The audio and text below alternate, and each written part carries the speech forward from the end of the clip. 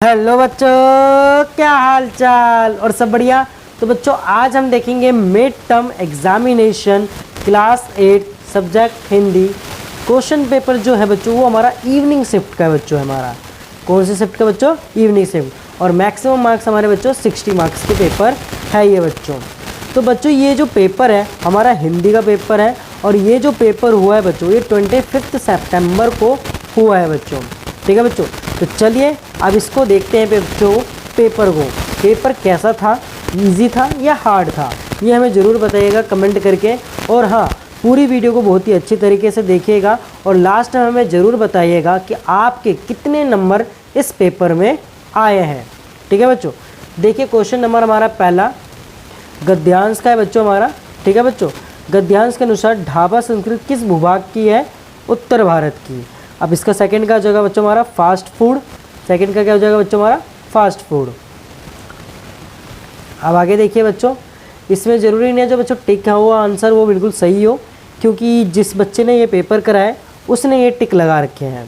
तो अभी जो सिर्फ बच्चों आप क्वेश्चन देखिए और हमें ये जो क्वेश्चंस है उसको अच्छे से देखिए और आपने कौन कौन से आंसर लगाए हैं उसके अकॉर्डिंग हमें ज़रूर बताइएगा।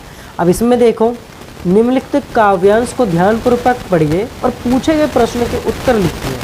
कठपुतली गुस्से से उबली, बोली, हे धागे क्यों है मेरे आगे पीछे, इन्हें तोड़ दो, मुझे मेरे पाँव पर छोड़ दो। अब इसमें देखो पहले में क्या बोला है, काव्यांश के अनुसार ये धागे क्यों हैं और मेरे आगे पीछे में मेरे शब्द किसके लिए आया है बच्चों? कठपुतली के लिए। किसके लिए आया बच्चों? ये कठपुतली। मुझे मेरे पाँव पर छोड़ दो, किसने, इसका मतलब क्या हुआ बच्चों? इसका इन्हें स्वतंत्र कर दो। अब तीसरा देखो बच्चों हमारा, तीसरे का निम्न में से शुद्ध शब्द छांट कर लिखिए। कवित्री, कवित्री, कवियत्री, कवियत्री, कवयात्री। ये बच्चों ये आंसर नहीं होगा ये। ठीक है बच्चों, ये आंसर नहीं होगा। आंसर क्या होगा बच्चों? कवियत्री, कवित्री। ठीक है बच्चों, कवियत्री होगा बच्चों हमारा आंसर। ये वाला का हमारा बच्चों आंसर होगा हमारा कवियत्री। नीचे दिए गए विकल्पों में व्यक्तिवाचक संज्ञा क्या हुआ? बुढ़ापा हमारा बच्चों क्या हो जाता है? भाववाचक। हिमालय, मिठास, ये भाववाचक हो जाएगा बच्चों। बालक जो होगा हमारा व्यक्तिवाचक होगा बच्चों। अब देखिए थर्ड देखिए बच्चों, सौभाग्य शब्द का विलोम शब्द होगा क्या बच्चों? दुर्भाग्य या भाग्यवान या सौभाग्य या भाग्यशाली। अब सौभाग्य, सौभाग्य का विलोम शब्द होगा बच्चों दुर्भाग्य। मीठे फल में विशेषण की शब्द के मतलब कौन बचाता है? पहचान कैसा है बच्चों? गुणवाचक। अब चौथा देखिए बच्चों हमारा, चौथे में गद्यांश के अनुसार एक टायर फिर करके कहाँ बैठ गया? पुलिया के ऊपर। कहाँ पर बैठ गया बच्चों? पुलिया के ऊपर बैठ गया। ये आंसर बिल्कुल सही है।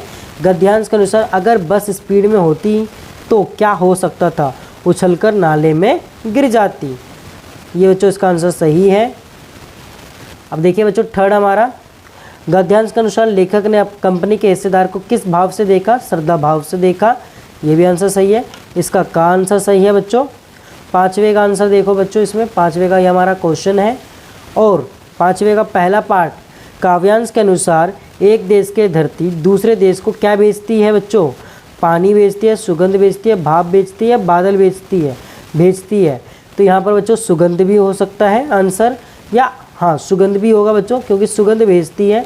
और जैसे कि भाप बन के जो बादल बन जाते हैं, तो बादल भी यहाँ पर लिखा हुआ है बच्चों, क्या लिखा हुआ है?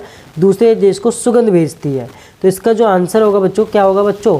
सुगंध ही होगा।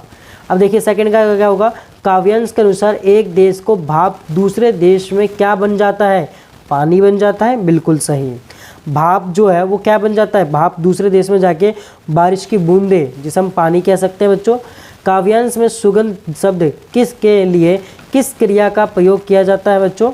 उड़ने के लिए, के फैलने के लिए, महकाने के लिए या तैरने के लिए? बच्चों इसका तैरना गलत होगा। सुगंध, महकाना, ये होगा बच्चों महकाने के लिए। ठीक है बच्चों, महकाना मतलब सुगंध जो आ रही है वो किसकी आ रही है? महकाने से। ठीक है, क्रिया इसमें महकाना। अब आगे देखिए, एक देश की धरती दूसरे देश को सुगंध भेजती है। काव्यांश के अनुसार हम तो केवल आकलन करते हैं, देखते हैं, सुनते हैं या कल्पना करते हैं। हम यह क्या करते हैं बच्चों? कल्पना करते हैं। ठीक है बच्चों, क्या करते हैं बच्चों, हम कल्पना करते हैं। अब निम्नलिखित प्रश्नों के उत्तर लिखने बच्चों। लाख की चूड़ियाँ बनाने का काम कौन करता था, बदलू करता था। बस की यात्रा पाठ में सब बस को लेखक ने बस की अवस्था के लिए क्या कहा, वयोवृद्ध कहा, गबरू जवान कहा, बुजुर्ग कहा या मरणासन कहा। इसमें हमें ज़रूर बताइएगा बच्चों आपने इसमें आंसर क्या लिखा है। ठीक है, मतलब इसमें बहुत ही बूढ़ा बताया गया था तो वयोवृद्ध ही आंसर होगा बच्चों।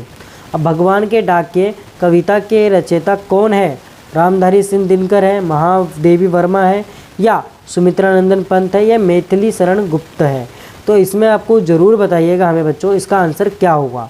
हमें तो आंसर पता है, तो ज़रूर आप बताइएगा कमेंट में कि इसका 7वें का फर्स्ट का A, B या C, जिस तरीके से आपको अच्छा लगे हमें आंसर ज़रूर बताइएगा। पक्षी और बादल को किसका डाकिया कहा गया, किसका डाकिया कहा गया बच्चों, भगवान का कहा गया। अब आई होप आपको ये जो खंड बा का इसके सारे क्वेश्चंस आंसर आपको आते होंगे। अच्छे बुरे, ये द्विगु समास होता है बच्चों हमारा, द्वंद्व समास होता है बच्चों। मासिक शब्द में प्रयुक्त मूल शब्द और प्रत्यय लिखिए। अब इसमें मास प्लस में एक मासिक हो जाएगा बच्चों। गद्यांश शब्द का संधि विच्छेद करना है, गद प्लस में अंश, मतलब गद्यांश आप कर देना बच्चों। ठीक है, अब सुगंधित फूल ले आओ, वाक्य में विशेषण छाटना है, तो क्या होगा बच्चों, सुगंधित। आप देखिए बच्चों क्वेश्चन नंबर 9, क्वेश्चन नंबर 9 में आपने आंसर लिखे होंगे, एक एक वर्ड के आंसर होंगे बच्चों इसमें।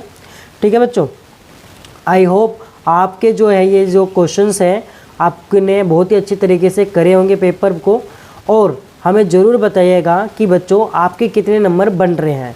अगर आपको वीडियो अच्छे से समझ में आ रही है, क्वेश्चंस आपके मैच हो रहे हैं, आंसर सही से मैच हो रहे हैं, तो ज़रूर बच्चों हमें सब्सक्राइब कर लेना हमारे चैनल को, और ज़रूर से ज़रूर वीडियो को ज़रूर शेयर कर देना। देखिए क्वेश्चन नंबर 10 में भी सेम उसी प्रकार से बच्चों एक एक वर्ड के आंसर लिखने हैं इसमें आपको। क्वेश्चन नंबर 11 में किन्हीं 4 प्रश्नों को क्या देना बच्चों, आंसर देने हैं, वो भी 30 से 40 शब्दों में। आई होप आपने दिए होंगे बिल्कुल अच्छे से, क्योंकि बुक के ही क्वेश्चंस आते हैं बच्चों। आपने बुक रीड करी होगी, चैप्टर पढ़े होंगे, तो उसी से रिलेटेड ये क्वेश्चंस आते हैं बच्चों हमारे। Question number 12। अब क्वेश्चन नंबर हमारा बच्चों 13, इसके ऊपर एक विषय पर अनुच्छेद लिखना होता है। समय का महत्व, अपने विद्यालय में आयोजित विज्ञान मेला या व्यायाम से लाभ। और 14th क्वेश्चन में, 14वें क्वेश्चन में एक विषय पर आपको क्या लिखना है बच्चों, पत्र लिखना है।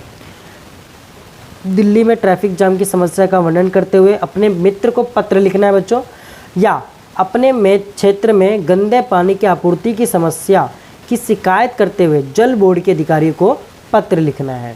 तो बच्चों आपने बहुत ही अच्छी तरीके से इन सभी के आंसर आपने लिखे होंगे सॉरी बच्चों, आपने लिखे होंगे बच्चों इसके आंसर्स आपने आंसर शीट पर। आई होप आपके सभी के अच्छे अच्छे नंबर आए, 60 में से सबके 50+ में आए नंबर बच्चों, उम्मीद करते हैं बच्चों। और हाँ, ज़रूर हमें बताइएगा कमेंट में आपके टोटल नंबर कितने बन रहे हैं इस पेपर में। ठीक है बच्चों, मिलते हैं अपनी अगली वीडियो में। आज की वीडियो के लिए बस इतना ही बच्चों, धन्यवाद।